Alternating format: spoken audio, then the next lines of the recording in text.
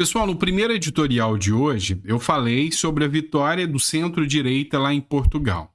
E que um brasileiro, negro, imigrante, conseguiu ser eleito deputado federal lá em Portugal. E é lógico, teve uma matéria da Globo que eu critiquei. A matéria da Globo dizia assim: deputado brasileiro é eleito deputado em partido que detesta imigrantes. O partido contra imigrantes. E eu falei, se eles quisessem ter um pingo de moral, eles iam falar, deputado, homem negro, brasileiro, negro, é eleito em Portugal, vencendo aí o preconceito e o fato de ser imigrante. E outra, se o partido é racista, se o partido é contra imigrantes, por que eles iam aceitar ali um deputado negro e imigrante? Então não tinha como, né? E eu esperava que viesse uma matéria com uma postura mais decente. É lógico que veio uma matéria com a postura da esquerda, né? Brasileiro, negro, é eleito deputado por partido racista e xenofóbico de Portugal. E aí até o Leandro, o Shell riu aqui, né? E falou, a matéria é do blog Chapa Branca Petista Diário do Centro do Mundo. Então assim, não faz sentido, gente. Falar que o partido é racista. Pô, o partido aceita negros. Então, é aquela boa e velha história do acuse-os de que você é, né? Ou seja, o PT tem um histórico de dizer, olha, nós somos a favor da comunidade LGBT. Mas, cara, não é não. Quando o LGBT fala, não, eu sou de direita, esse cara é destruído pela esquerda.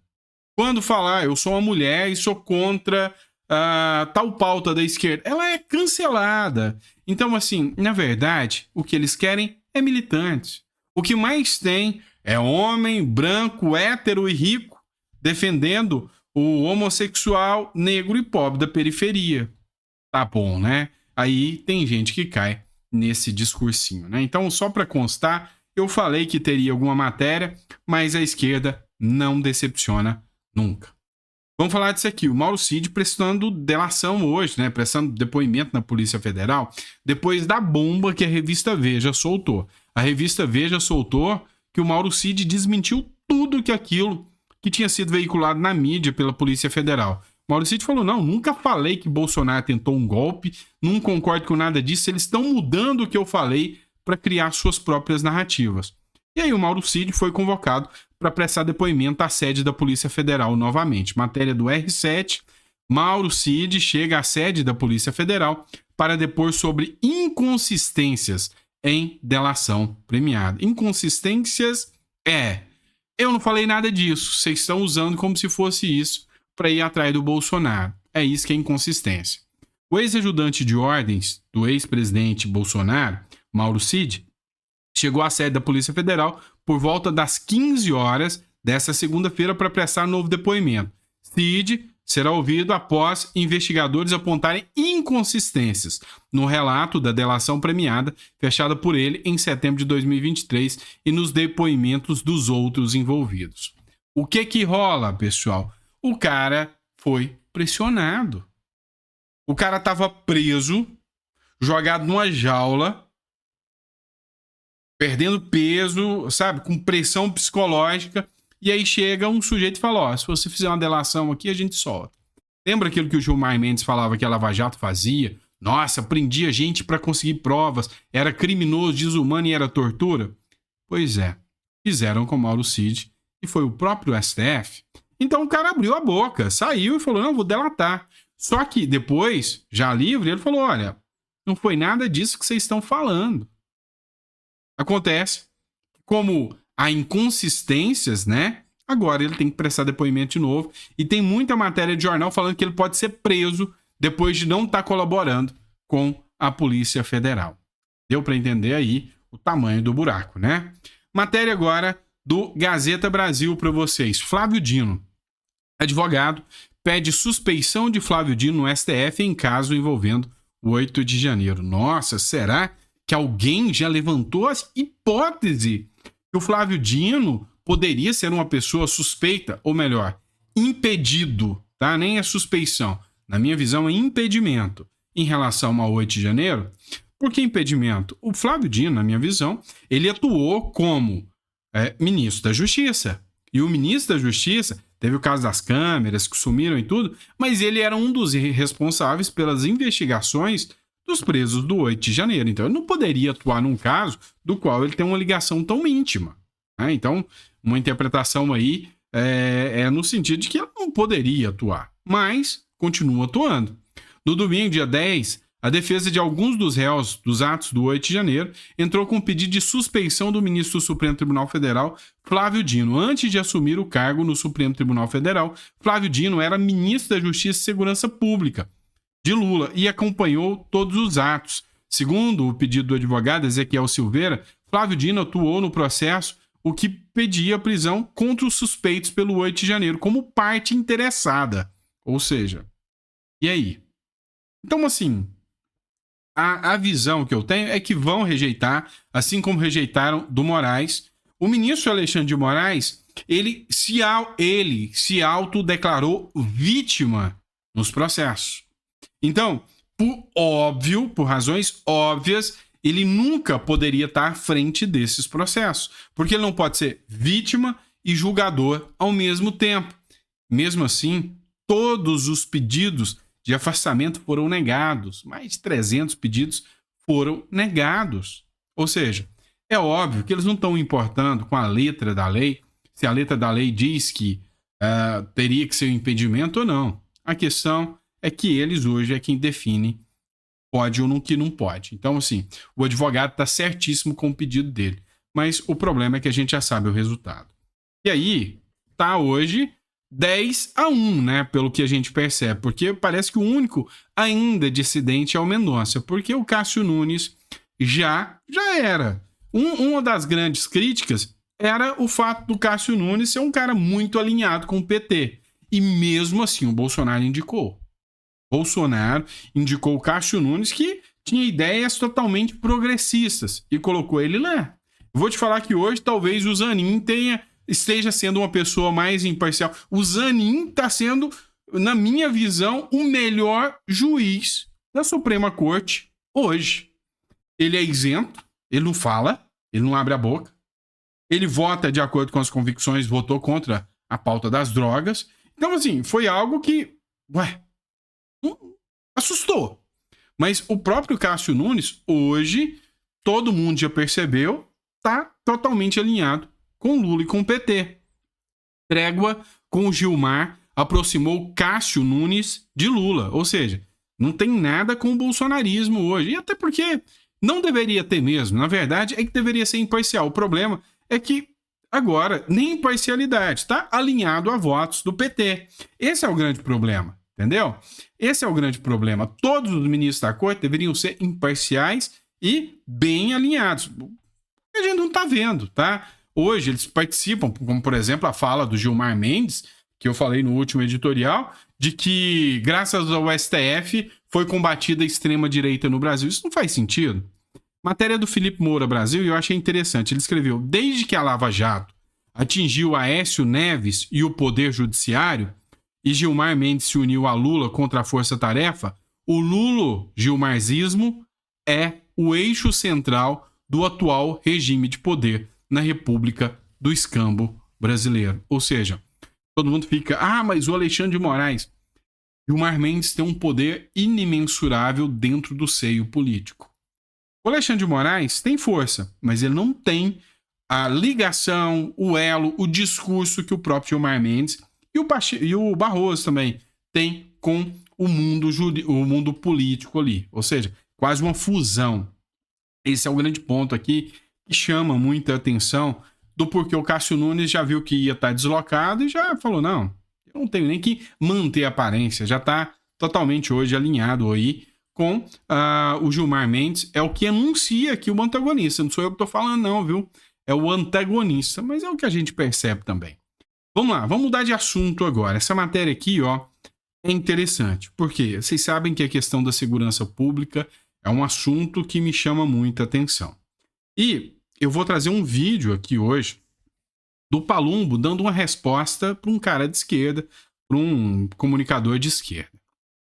Só que antes entrar na resposta, a gente precisa entender alguns pontos. Matéria da Folha de São Paulo. Isso aqui é da semana passada. Defensoria e entidades pedem à ONU o fim da operação policial na Baixada Santista e uso de câmeras corporais. O que aconteceu? Um monte de entidade entrou com o pedido contra o Tarcísio, denunciou o Tarcísio na ONU, porque, segundo eles, já teve uma letalidade policial gigantesca, são 28 mortos já. E a polícia de São Paulo, ela pratica uma carnificina, são todos maus, criminosos, piores do que as facções do PCC e todas as demais, são criminosos. A polícia de São Paulo. Só que a gente tem que pensar o seguinte, o problema é a polícia? O problema é a defesa dos bandidos? Ou o problema é o governador Tarcísio, que não é de esquerda?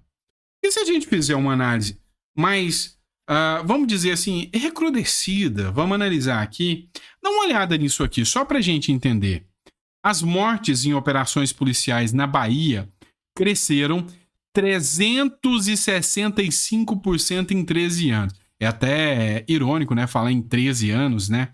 Que lembra alguma coisa, né? E aí, o engraçado disso é que ninguém fala das mortes policiais na Bahia. O primeiro governador foi o Jacques Wagner, foi do PT. O segundo, Rui Costa, foi do PT também. Certo? Que fechou o ano de 2022, não foi com 28 mortes, não. Foi com 1.464 mortes. 1.464. E esse governador hoje, o Rui Costa, que deixou 2022 com esses números, é um dos ministros mais chegados do Lula. Alguém tá batendo neles? Não, né? 2023 começou com mais um ano do PT na Bahia. E como é que foi? Letalidade policial na Bahia cresceu 15% e bateu a recorde histórica. Isso em 2023. O indicador de letalidade policial cresceu 15% na Bahia em 2023, em comparação com o ano anterior, apontam dados do Ministério da Justiça e Segurança Pública. O número de pessoas mortas em ações policiais saiu de 1.468 em 2022, na gestão do então governador do PT, Rui Costa, para 1.689 no ano passado, já no governo Jerônimo Rodrigues, também do PT. Então já são anos e anos desse karma da Bahia de ter o PT no poder. Agora, a grande questão aqui é por que ninguém está batendo nos governadores do PT e estão batendo no Tarcísio? Por que nenhuma entidadezinha fez denúncia na ONU contra os governadores do PT? Entenderam por que eu estou falando isso? E aí, o grande ponto que a gente chega aqui é da discussão pública. Eu vou trazer um momento aqui de discussão no Morning Show, onde o delegado Palumbo, acho que ele encantou, tá? Eu queria que você escutasse aqui. Olha só. O seguinte, é autoritário você bater no peito e falar assim, eu sou policial e eu tenho o discurso hegemônico e eu tenho o monopólio da ética e da moral quando o assunto de segurança pública. Não é. Todo mundo tem que ser chamado para o debate. Economista tem que ser chamado para o debate, professor universitário tem que ser chamado para o debate, policial tem que ser chamado para o debate. Qual que é o medo que você tem de ouvir a população e ouvir falar sobre o assunto? Nenhum. Acabou, Pepe? Nenhum. Especialista de segurança de sofá tem um monte. Eu não tenho medo de absolutamente nada. Agora você, se for numa comunidade tomar tiro, vai usar fralda. Você sai correndo e liga pra vovó. É isso que vai acontecer. Então eu não tenho o direito de falar pro engenheiro, coloca mais cimento aqui pra erguer esse prédio. Eu não tenho direito de falar pro médico, opera aqui com esse bisturi. Eu não sou da área. Quem não é da área não tem que opinar, rapaz. É assim que funciona. É assim que funciona. Vocês são especialistas de segurança de ar-condicionado. No primeiro tiroteio, vocês saem correndo e ligam pra vovó. É isso que acontece. Vocês têm que usar fralda. Vocês não sabem o que é tomar tiro. Vocês não sabem o que é um tiroteio. Vocês não têm a mínima noção do que é isso. Mas adora ficar num sofá aqui ditando regra pra quem tá lá morrendo. Eu sei o seguinte. Eu acho o seguinte. Ficou com vergonha. Se não ficou, já é um problema congênito. E é exatamente isso. O cara quer dar palpite onde a segurança pública está atuando, tem especialistas da área. esses especialistas da área estão fazendo um mau trabalho, o que vai acontecer? A criminalidade estoura. Tem especialistas na área. Os especialistas na área fazem o seu trabalho. O que acontece? A criminalidade cai. Agora eu vou só te perguntar uma coisa. O número de letalidade na Bahia estourou. Me pergunta como é a comparação da criminalidade na Bahia com São Paulo. E aí vocês vão entender que isso não tem nada a ver com a polícia e com o bandido. Tem a ver com o governador. É por isso que a imprensa bate. E é esses canalhas de ar-condicionado mesmo. É por isso que quando fala aqui, a minha oitiva é pro policial. Quando o policial fala que é assim que se faz, é assim que se faz. Porque, convenhamos, quem tá lá com a cara exposta para tomar tiro na cara são eles. Não sou eu, não é você que tá me assistindo, são eles. E aí, o que eu poderia falar para um repórter assim? Toma desavisado, né? Não tem mais o que falar. E parabéns ao delegado Palombo. Vamos lá. Vamos falar do Donald Trump agora. Cara, causou um reboliço a possibilidade da volta do Donald Trump, mas um reboliço mesmo. A Ana Paula Henkel, ela fez uma análise assim, maciça, sabe? Uma cirúrgica, vamos dizer assim. Ela disse o seguinte: não foi a decisão unânime que assustou os ativistas das redações. Estou falando dos jornalistas, tá? Os jornalistas da esquerda começaram a ovular pela boca depois que Donald Trump levou de forma unânime as prévias das eleições norte-americanas. Ficaram loucos. Mas por quê? É porque ele ganhou? Não. Ela vai te mostrar aqui o porquê. Eles ficaram malucos porque o problema mais profundo é que a esquerda parece não conseguir compreender a noção de neutralidade na lei ou nos princípios. O que aconteceu? Lá nos Estados Unidos, a lei está sendo aplicada. Lá, inclusive, o fato da Suprema Corte ter sido unânime nas decisões do Donald Trump para permanecer com ele na eleição foi gigantesca. Juízes da Suprema Corte, indicados pela esquerda, votaram a favor do Trump para o Trump concorrer. E aí a esquerda brasileira ficou maluca e disse: olha só, a nossa Suprema Corte é melhor do que a Suprema Corte americana. Pois é. Será mesmo? Será que nós temos uma Suprema Corte imparcial? Esse é o grande ponto a se pensar e é o grande ponto aqui da discussão que trouxe a Ana Paula Henkel aqui. Vamos lá, pessoal. Outro ponto que a gente precisa falar. Vou tentar passar o máximo de matérias hoje que foram destaque hoje aí no sistema político brasileiro, né? Nesse mundo político. Uma matéria da Folha de São Paulo chamou muita atenção. O garimpo tá estourado lá na Amazônia. O garimpo devastou 4 campos de futebol por dia em terras indígenas, diz Greenpeace Brasil. E aí o Paulo Martins teve que tirar uma onda. Você vê aqui, para quem tá só me ouvindo, não tá assistindo, você vê aqui a Marina Silva e a Greta Gutenberg lá, o Zutenberg, sei lá o que é, né? Mas o Paulo Martins, ele fez a seguinte pergunta: é impressão minha ou tem um povo sumido? Eu posso te garantir que tem um cartaz aí de desaparecido que vão ter mais de 1.000 nomes aí de artistas que estão caladinhos. Afinal, a Lei Rouanet tá batendo quase 16 bi esse ano. Então, falar pra quê, né? E esse é o grande ponto. Esses especialistas aí que não resolvem um problema nunca, né? Falar o quê, né? Vamos lá, pessoal. Problemão pro Lula. Isso aqui tá virando, tá? Essa questão da Petrobras está virando uma pedra no sapato do Lula. Matéria da Folha de São Paulo. Cúpula da Petrobras diz que Lula foi induzido a erro por ministro. Demissão de Prates não é descartada. O que aconteceu? A Petrobras foi uma empresa que outrora, há pouquíssimos anos atrás, na gestão de um outro presidente, deu lucros recordes. Era uma das empresas que mais dava lucro no mundo.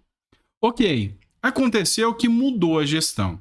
E aí, uma medida um pouco ignóbil do atual governo deu um prejuízo de valor de mercado de muito mais de 50 bilhões. Por quê? Porque eles resolveram não cumprir o contrato, ou seja, não distribuir os lucros dos acionistas, lucro que é esperado e que é devido, eles falaram, não vamos distribuir lucros.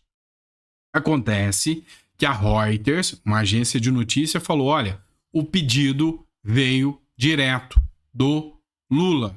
Então, quem está interferindo nas empresas é o Lula. A Vale perdeu 48 bilhões. A Petrobras perdeu mais de 50 bilhões. Quem está interferindo é o Lula. Foi o que disse a Reuters. E aí, começaram a chover pedradas gigantescas em cima do Lula. Acontece que o Jean Paul Prats foi pressionado a falar, não foi o Lula, não. Foi eu. E aí, a própria mídia começou a bater e falar, não, protejam o Lula. Passem pano para o Lula e protejam o Lula. Na verdade, foi o Paul Prats, o presidente da Petrobras, que induziu o Lula a erro. E aí, acaba que o Jean Paul Prats vai ser o cara que vai levar a pedrada da vez. E já estão falando até em queda do ministro do Lula. Tenso, muito tenso, mas uma verdadeira queima de arquivo. Pessoal, vou passar rapidinho para vocês aqui, mas é o seguinte, Luiz Barsi, ele fez uma publicação aqui, ó, assessores de um deputado federal do PT são roubados, eles estavam na frente da casa do parlamentar no Rio de Janeiro. A matéria é mais do que comum, né? É mais do que comum. A ação durou apenas 20 segundos, o motorista e um assessor estavam esperando Seymour Santa Bárbara para um compromisso quando foram abordados. O carro e os pertences foram levados pelos ladrões. Então, roubaram um carro de um policial, de um deputado federal do PT. A notícia é comum, roubo acontece todo dia, toda hora, então é coisa mais do que comum. Mas se é comum, por que eu parei para trazer esse conteúdo para vocês? Porque eu não resisti aos comentários. Relaxa, L. Quem rouba L tem 100 anos de perdão. A Ju Riso, o amor venceu. A Monique Fonseca, roubou para tomar uma cervejinha, afinal, que mal há nisso. A Daiane Santana, foi só para tomar uma cervejinha, calma lá. O Gleison Namori, roubou, o deputado do PT tem 100 anos de perdão. O Rô Coutinho, é só fazer o L, pois o próprio Lula diz que é pequeno delito.